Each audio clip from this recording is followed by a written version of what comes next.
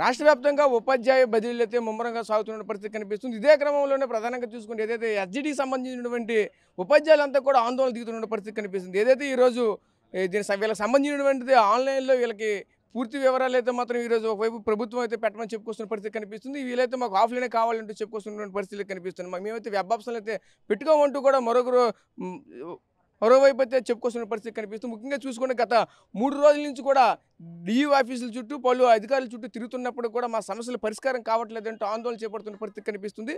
ఇదే క్రమంలో పార్వతీపురం మన్యం జిల్లాకు సంబంధించినటువంటి ఉపాధ్యాయులు కూడా ఈరోజు ఆందోళన చేపడుతున్న పరిస్థితి కనిపిస్తుంది. ఇదే క్రమంలో మరోవైపు పార్వతీపురం మన్యం జిల్లాలో కూడా ఈరోజు మంత్రి నారా లోకేష్ కూడా పర్యటించిన నేపథ్యంలోనే వీరంతా కూడా మంత్రికి అయితే ఖచ్చితంగా కలవాలంటూ మరోవైపు అయితే వీళ్ళు చెప్పుకొస్తున్న పరిస్థితి అయితే కనిపిస్తుంది. వాళ్ళ మాటలోనే మరిన్ని వివరాలు అడిగి తెలుసుకునే ప్రయత్నం అయితే చేద్దాం. చెప్పండి, ప్రధానంగా మీ డిమాండ్స్ ఏంటి, ఏం కావాలి? ఈరోజు ఇదే క్రమంలోనే ఇక్కడికి మంత్రి నారా లోకేష్ గారు కూడా వస్తున్న పరిస్థితి కనిపిస్తుంది. మీ సమస్యలు పరిష్కరిస్తారనుకుంటున్నారా? ఈరోజు రాష్ట్ర వ్యాప్తంగా కూడా బదిలీలు అనేవి నిర్వహిస్తూ ఉన్నారు ఉపాధ్యాయులకి. అయితే ఈ బదిలీల చట్టం తీసుకొచ్చిన తర్వాత ఆ బదిలీల చట్టంలో అనేక ఇబ్బందులు ఉన్నప్పటికీ, అలాగే పాఠశాలల పునర్వ్యవస్థీకరణ పేరుతో అనేక పాఠశాలను కుదించడం కానీ, ఉపాధ్యాయ పోస్టులని కుదించడం కానీ ఈ రాష్ట్ర ప్రభుత్వం చేసింది. ఆ నేపథ్యంలో నిర్వహిస్తుండేటటువంటి ఈ బదిలీల్లో అనేక డిమాండ్లు ఉన్నప్పటికీ అధిక శాతం మంది ఉపాధ్యాయులు ఇబ్బంది పడకుండా ఉండడం కోసం ఈరోజు ఎక్కువ మంది ఉండేటటువంటి ఎస్జిటి ఉపాధ్యాయులు ఎవరైతే ఉన్నారో వాళ్ళందరికీ కూడా ఖచ్చితంగా మాన్యువల్ కౌన్సిలింగ్ నిర్వహించి వాళ్ళ బదిలీలు జరపాలని కోరుకోవడం జరిగింది. అయితే రాష్ట్ర ప్రభుత్వం వెబ్ ఆప్షన్లకే ప్రయారిటీ ఇవ్వడం జరుగుతూ ఉంది.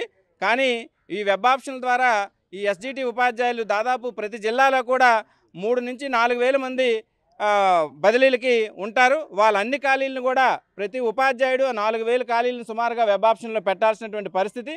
ఆ వెబ్ ఆప్షన్లు పెట్టేటప్పుడు కూడా సర్వర్ బిజీ వలన కూడా అనేక ఇబ్బందులు పడేటటువంటి పరిస్థితి. ఒకవైపు గతంలో కూడా ఈ వెబ్ ఆప్షన్లో జరిగినటువంటి పరిస్థితులను కనుక మనం పరిశీలిస్తే సుదూర ప్రాంతాలకు, అంటే గత బదిలీల్లో విజయనగరం, భోగాపురం ఆ ప్రాంతంలో ఉండేటటువంటి మహిళా ఉపాధ్యాయులు కూడా ఈ వెబ్ కౌన్సిలింగ్ ద్వారా ఈ గుమ్మలక్ష్మీపురం గిరిశిఖర గ్రామాలకు కూడా వెళ్లాల్సినటువంటి పరిస్థితులు అనేవి ఏర్పడ్డాయి.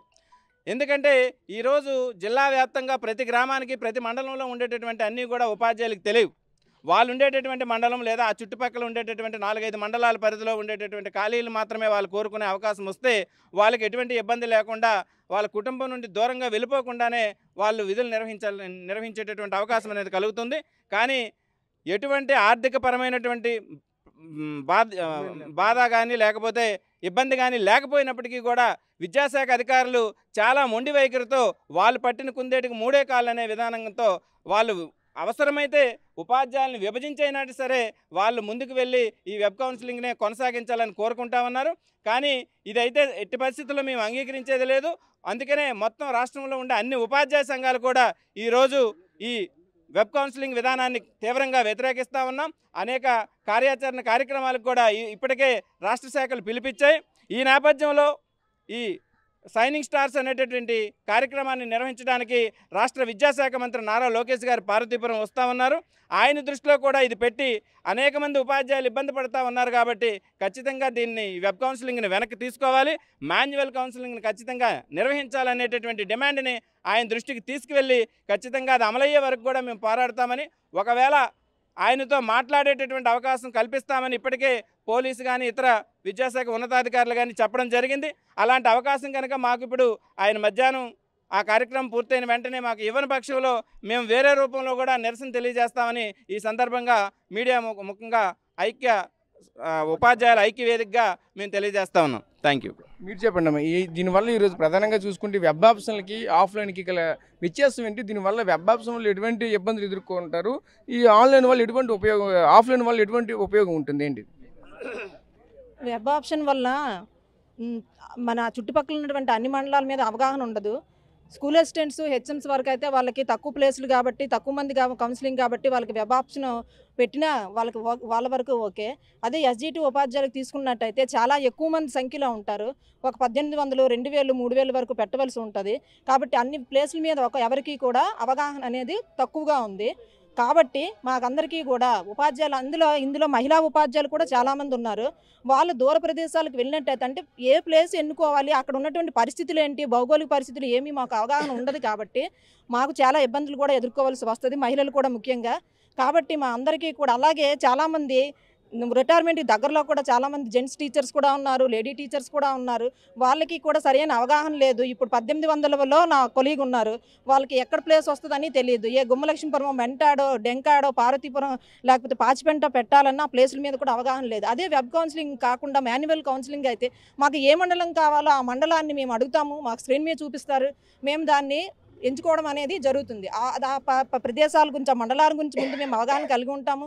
తర్వాత అక్కడ ఎంతమంది విద్యార్థులు ఉన్నారు, ఎంతమంది ఉపాధ్యాయులు ఉన్నారు, అదంతా తెలుసుకొని మేము ఆ ప్రదేశాన్ని ఎంచుకోవడం అనేది జరుగుతుంది. దానివల్ల ఏమో ఎవరికి కూడా ఇబ్బంది అనేది జరగదు. అలాగే ఇప్పుడు మేము అడిగింది ఏంటంటే మామూలుగా మాలో మేము అడ్జస్ట్మెంట్ చేసుకోవడమే కదటి ఉపాధ్యాయులు. ఇప్పుడు గవర్నమెంట్కి ఇబ్బంది పెట్టే ఉద్దేశం ఏమీ లేదు. అది కూడా గతంలో మాకు ఏంటన్నారంటే మాకు మాన్యువల్ కౌన్సిలింగ్ మీకు చేస్తామని హామీ కూడా మాకు ఇచ్చారు. కాబట్టి ఈరోజు మేము అది అడుగుతున్నాము. అది వినయపూర్వకంగానే, మేము ఏమి ధర్నాలు రాస్తారోకాలు కూడా చేయలేదు. మేము ఇప్పుడు అదే మాకు కావాల్సింది ఏంటంటే మాకు మాన్యువల్ కౌన్సిలింగ్ అనేది కావాలి. దీనికి ప్రధాన ఉద్దేశం ఏంటంటే చాలా ఎక్కువ మంది సంఖ్యలో ఉన్నారు కాబట్టి ఇది పెట్టుకోవడం కష్టంగా ఉంటుంది. కాబట్టి ఏ ప్లేస్ వస్తుందో తెలియదు, అవగాహన ఉండదు. కాబట్టి మాకు మాన్యువల్ కౌన్సిలింగ్ ఇవ్వాల్సిందిగా రాష్ట్ర ప్రభుత్వాన్ని కోరుతున్నాము. గత కొన్ని దశాబ్దాలుగా ఆంధ్రప్రదేశ్లో విద్యాశాఖలో అనేక ప్రయోగాత్మకాలు జరుగుతున్నాయి. ఒక ప్రయోగం పూర్తి ఫలితాలు ఇవ్వకుండానే కొత్తగా రూపకల్పన చేసి మళ్ళీ కొత్త ప్రయోగాలు చేపడుతున్నారు. గతంలో 117 జీవోని వ్యతిరేకించినటువంటి గత ప్రభుత్వం చేసినటువంటి 117 జీవోని వ్యతిరేకించినటువంటి ప్రస్తుత ప్రభుత్వం కూడా మరి ప్రభుత్వంలోకి రాగానే 117ని రద్దు చేసి మేలైనటువంటి జీవోని తీసుకొస్తామన్నారు. అయినప్పటికి కూడా 117కి ముందు 3 రకాల పాఠశాలలో ఉన్నట్టయితే 117లో 6 రకాల పాఠశాలలు అయితే ఈరోజు 9 రకాల పాఠశాలలో మరింత జటిలం అయిపోయింది. అంటే ఎవరైతే మాకు మేలు చేస్తారని భావించామో ఆ ప్రభుత్వమే, ముఖ్యంగా నారా లోకేష్ గారి మీద మాకు చాలా గౌరవం ఉంది. ఆయన స్టాన్ఫోర్డ్ యూనివర్సిటీలో ఉన్నత విద్యాభ్యాసం చేసిన వ్యక్తి. ఆయన తప్ప మరొకరు విద్యాశాఖను సంస్కరించాలని నమ్మకంతో మేము ఉన్నాం. అయినప్పటికి కూడా ఆ 117 రీస్ట్రక్చరింగ్ని మేము మార్చమని అన్ని సంఘాలు కూడా, ఉపాధ్యాయ సంఘాల ఐక్యవేదికగా రాష్ట్ర స్థాయిలో నాయకులందరూ పోరాటం చేశారు. మరి గత 30 సార్లు ఉపాధ్యాయ సంఘాలతో చర్చలు జరిపినట్టే జరిపి అక్కడ ఇచ్చిన హామీలు ఒకలాంటివి, జీవోలు ఇంకోలాగిచ్చి మరి దారుణంగా 6 రకాల స్కూల్ నుండి 9 రకాల స్కూల్ వరకు చేయడం అనేది చాలా దారుణం. గతంలో కేవలం 3-4 తరగతులు విద్యార్థులనే సమీపంలో ఉన్నత పాఠశాలకు చేర్చారు. ఇప్పుడు 1 నుండి 5 వరకు కూడా హై స్కూల్లో చేర్చినటువంటి సందర్భాలు కూడా ఉన్నాయి. ముఖ్యంగా ఫౌండేషన్ స్కూల్తో కేవలం 1-2 తరగతులు మాత్రమే ఉంటే ఏ తల్లిదండ్రులు కూడా 2 సంవత్సరాల విద్య కోసం వాళ్ళ పిల్లల్ని అక్కడ జాయిన్ చేయరు. ఈరోజైతే ఏవైతే ఫౌండేషన్ స్కూల్స్ ఉన్నాయో అవి నెక్స్ట్ విద్యా సంవత్సరం కల్లా పూర్తిగా మూతపడిపోతాయి.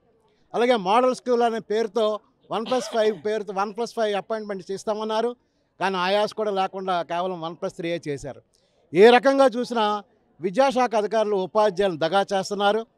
మరి ఈ బదిలీలకు ముందే అన్ని సంఘాలు కూడా ఏకమయ్యి మరి ఉపాధ్యాయ సంఘాలన్నీ కూడా అధికారులతో చర్చించినప్పుడు, ముఖ్యంగా ఎస్జిటీలకి అతి ప్రయాసతో కూడుకున్నటువంటి మాన్యువల్ కౌన్సిలింగ్ చాలా కష్టం కాబట్టి అది హామీ ఇచ్చారు స్పష్టంగా, మాన్యువల్ కౌన్సిలింగే చేస్తాము, మా ప్రభుత్వానికి ఎటువంటి ఆటంకం లేదని. ఆ ఒక్క హామీని పురస్కరించుకొని మేము చాలా డిమాండ్స్ని వెనక్కి తగ్గించుకున్నాం. హై స్కూల్లో 45 తర్వాత 2వ సెక్షన్ కానీ ఇలాంటివన్నీ కూడా వెనక్కి తగ్గించుకున్నాం. అయినప్పుడు కూడా మోసం చేసి, దగా చేసి ఉపాధ్యాయుల్ని కించపరచడం అనేది చాలా దారుణం.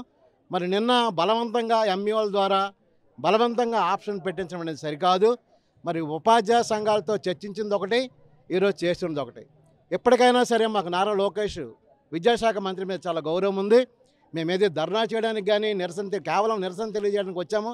అది కూడా ఏంటంటే మా ఉపాధ్యాయ సంఘాలు ఇక్కడ 7 సంఘాలు ప్రధానంగా ఉన్నాయి.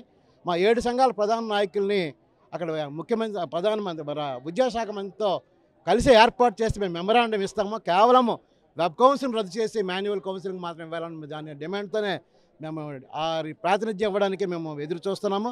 మరి ఎమ్మెల్యే గారు హామీ ఇచ్చారు, జిల్లా అధికారులు కూడా హామీ ఇచ్చారు.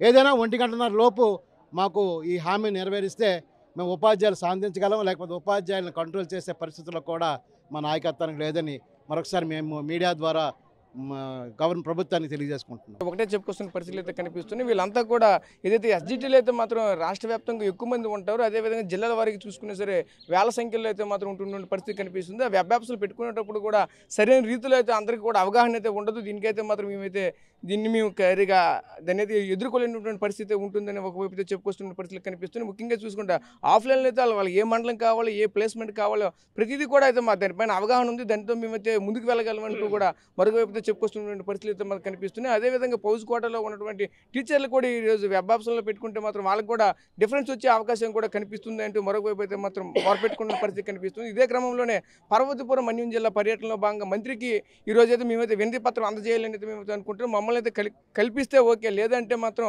మేము వేరే రూపంలో అయితే మాత్రం ఈ యొక్క ధర్నాన్ని అయితే ఉధృతి చేస్తామంటూ కూడా మరొకవైపు అయితే మనతో పాటు చెప్పుకొస్తున్న పరిస్థితులు కనిపిస్తుంది. ప్రస్తుతం ఇది పార్వతీపురం మన్యం జిల్లా తాజా పరిస్థితి. కెమెరా పర్సన్ నాయుడుతో రాజేష్, ఆర్టీవీ, విజయనగరం నుంచి. ఇండియా పాకిస్తాన్ తాజా అప్డేట్స్ కోసం డౌన్లోడ్ చేసుకోండి RTV లైవ్ యాప్.